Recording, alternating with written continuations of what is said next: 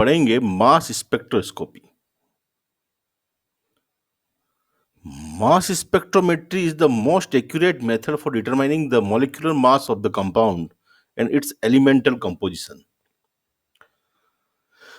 Mass spectroscopy, जिस तरह हमने UV, IR, visible, NMR spectroscopy पढ़ी, मास स्पेक्ट्रोस्कोपी भी मॉलिक्यूलर मास यानी कि किसी भी अणु के अणुभार निर्धारण की सबसे अच्छी विधि है। In this technique, molecules are bombarded with a beam of energetic electrons. The molecules are ionized and broken into many fragments, which are positive ions. किसी भी मॉलिक्यूल्स को हाई एनर्जी वाले इलेक्ट्रॉन्स के साथ जब बम्बार्डमेंट करवाया जाता है उनके ऊपर, तो वो आयोनाइज हो जाता है और कई फ्रेगमेंट्स में, कई टुकड़ों में टूट जाता है, जिनमें धनात्मक आयंस होते हैं। Each kinds of ion has a particular ratio of mass to charge, that is m/e ratio value. Her ion का अपना विशिष्ट m/e मतलब द्रव्यमान अपॉन आवेश का अनुपात होता है, उसका मान होता है। For most ion, the charge is 1 and thus m/e ratio is simply the molecular mass of ion. अगर सबसे पहली बात करें हम कि हाई एनर्जी इलेक्ट्रॉन से गिरा के अगर हमने एक पॉजिटिव आयन बनाया, एक इलेक्ट्रॉन निकालकर मॉलिक्यूल्स में से, तो हमें जो प्राप्त हुआ आयन, वो आयन का अपॉन m/e जो है वही उसका क्या होता है, मॉलिक्यूलर मास होता है।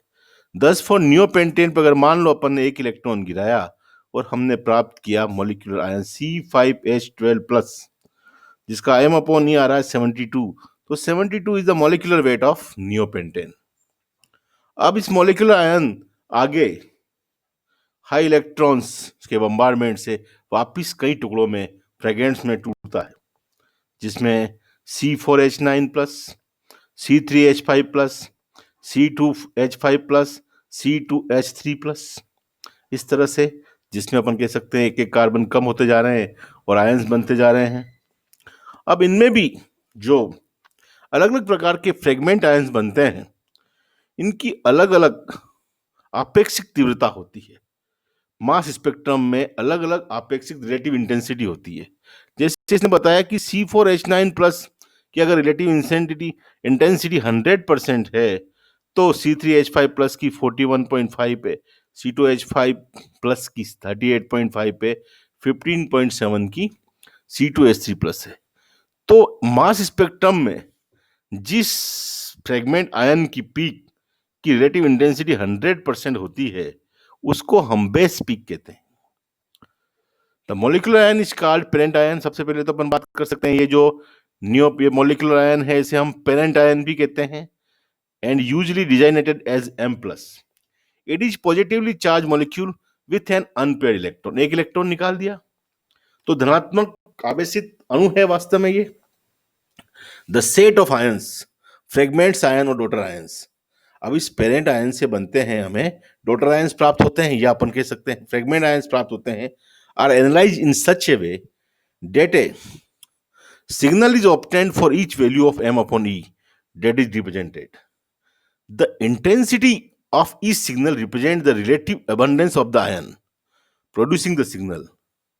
The largest peak in the structure is called the base peak and its intensity is taken as 100%. मैंने बताया जिस पीक की तीव्रता 100% होती है, उसे हम मास स्पेक्ट्रम में बेस पीक कहते हैं। The intensity of other peaks are represented relative to the base peak. The molecular ion peak may not be confused with the base peak. Molecular ion peak कभी base peak नहीं होती। Molecular ion peak की intensity बहुत कम होती है, generally कम ही होती है, क्योंकि वो फ्रेगमेंट आयन में टूट जाता है। सबसे बड़ी जिसकी इंटेंसिटी होती है उसको कहते हैं upon base peak. Mass spectrum of A compound is a plot which represent the intensity of the signal at various m/e values. It is highly characteristics of a compound. ये किसी भी यौगिक का विशिष्ट गुण है, मतलब हर कंपाउंड का मास स्पेक्ट्रम अपना विशिष्ट होता है। No two compounds can have exactly similar mass spectra. किन्हीं भी दो यौगिकों के मास स्पेक्ट्रम बिल्कुल समान नहीं हो सकते हैं। Mass spectra is used in two general waves. Mass spectra का उपयोग दो वेव में किया जाता है, to prove the identity of two compounds, दो यौगिकों की आइडेंटिटी को साबित करने में, या to establish the structure of a new compound, या किसी नए यौगिक की संरचना निर्धारण में। In structure determination mass spectra helps in several different ways. किसी भी यौगिक के संरचना निर्धारण में मास स्पेक्ट्रा जो है वो कई तरीके से सहायता करता है। इसमें कुछ बता सकते हैं अपन। It can give the exact molecular mass, ये बिल्कुल वास्तविक अणुभार देता है। It can give a molecular formula और it can reveal the presence of certain structural unit in a molecule. ये मॉलिक्यूलर फॉर्मूला बताता है या बताता है कि किसी भी अणु में कितनी संरचनात्मक इकाइयां उपस्थित होती है। Mass spectrum is record of the masses and the relative abundances of the molecular ion and the fragment formed from its by electron bombardment। तो वास्तव में मास स्पेक्ट्रम क्या हुआ? ये रिकॉर्ड ऑफ masses मतलब m/e and the relative abundance of the most molecular ion and the fragment formed from it। Relative abundance क्या है? उनकी आपेक्षिक प्रचुरता उन अणुओं के आयनों की, या उनके फ्रेगमेंट आयनों की क्या है जो इलेक्ट्रॉन बम्बार्डमेंट से प्राप्त हुए हैं। हम एक सिंपल नियोपेंटेन का मास स्पेक्ट्रम बता रहे हैं। इस तरफ हम ले रहे हैं रिलेटिव अबंडेंसेस और इधर लिए अपन ने m/e वैल्यूज। ये पाया गया कि ये जो m/e वैल्यूज हैं यहां पे हमें प्राप्त होती है C5H12+। ये 72 पे जो एक पीक प्राप्त हो रही है वास्तव में ये मॉलिक्यूलर आयन पीक है जो वास्तव में इस मॉलिक्यूल, इस यौगिक का अणुभार बता रही है। और इन सभी पीकों में सबसे ज्यादा इंटेंसिटी वाली पीक ये है जो C4H9+ है। इसको हम कहते हैं, इसकी रिलेटिव अबंडेंस 100% है, इसको कहते हैं बेस पीक। और ये है मॉलिक्यूलर आयन और पेरेंट आयन पीक। अब इसके साथ साथ हमें C3H5+ प्राप्त हुई, C2H5+ 29, C2H3+ 27% प्राप्त हुई। इस प्रकार हम बता सकते हैं कि सबसे पहले तो मॉलिक्यूलर मास इतना है, इसके बाद बेस पिक C4H9+ क्यों प्राप्त हुई? क्योंकि अपन आगे पढ़ेंगे एल्केनों में कि C4H9+ से बनने वाला जो कार्बोनियम आयन बनता है वो सेकेंडरी कार्बोनियम आयन ज्यादा स्थायी होता है। उसके बाद इससे एक 14 मॉलिक्यूलर मास 14 के गैप में अलग अलग पीक प्राप्त होती है CnH2n+ वाली। वो CnH2n वाली पीक भी कभी कभी प्राप्त होती है। C2H5, C2H3 वाली पीक भी हमें प्राप्त होती है। इस तरह से एक मास स्पेक्ट्रम अपने क्या कहा, record of the masses and relative abundances of the molecular ion as well as fragment from it. Molecular ion और पेरेंट आयन वास्तव में अपन वापस पढ़ें कि क्या होते हैं। The electron bombardment with energy 10 to 15 electron volt usually remove one electron from the molecule of the organic compound in the vapor phase। 10 से 15 इलेक्ट्रॉन वोल्ट का जब इलेक्ट्रॉन किसी यौगिक पर टकराता है, बम्बार्डमेंट किया जाता है, तो उस अणु या यौगिक की वाष्पशील अवस्था से एक इलेक्ट्रॉन बाहर निकल जाता है। इसे जो बनने वाला आयन है इसे हम मॉलिक्यूलर आयन या पेरेंट आयन कहते हैं। The mass of the parent ion gives the molecular mass of the sample.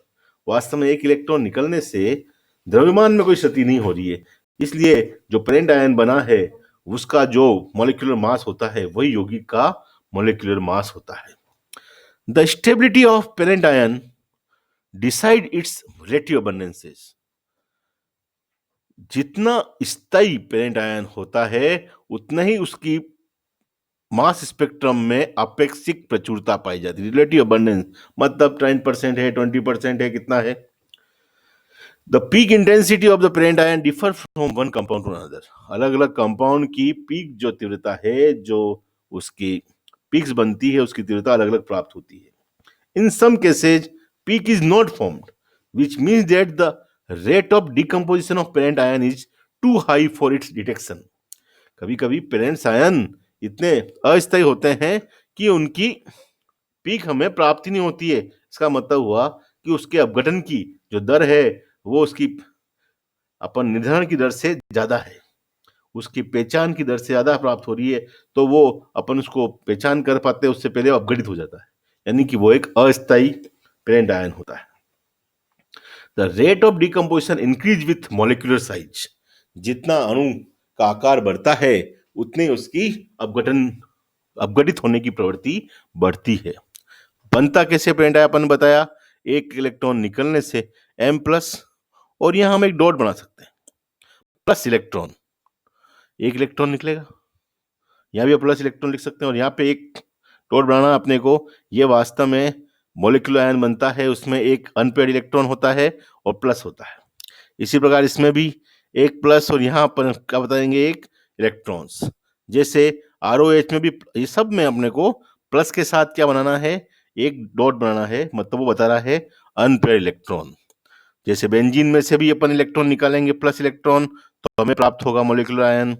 Alcohol में से 2 इलेक्ट्रॉन निकलेंगे तो हमें प्राप्त होगा प्लस और इलेक्ट्रॉन। इसी तरह से डबल बॉन्ड में से 2 इलेक्ट्रॉन निकलेंगे तो यह प्राप्त होगा प्लस और डॉट। इन सब में मॉलिक्यूलर आयंस में अपन ने एक चीज नहीं बना रखी है, उसको आप ध्यान रखें, क्या बनाना है, यहाँ पे डॉट बनेगा, रेडिकल कैटायन है एक्चुअली।